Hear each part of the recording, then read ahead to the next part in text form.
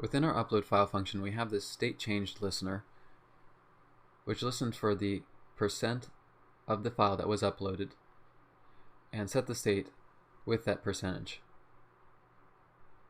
It would be nice to represent this upload state using a progress bar. So we'll create a progress bar component to visually show our user how much of the file that they've chosen to upload has been uploaded.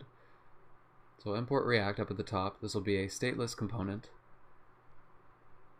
And at the bottom we'll export our progress bar. And then within message form, we want to put the progress bar underneath the buttons. So first we'll move the file modal underneath the button group and put the progress bar component underneath that. And up at the top we need to import progress bar. Should be in the same folder, the messages folder. And we want to pass to it two values from state. In particular, the upload state, the string that represents where in the upload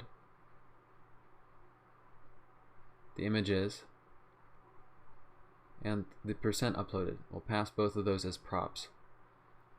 So we'll grab both upload state and percent uploaded from our state object. We'll just add this line above the destructuring to make sure my editor doesn't reformat that. We'll pass upload state to the upload state prop and percent uploaded to the percent uploaded prop. Then within progress bar we can destructure those props from our object, props object.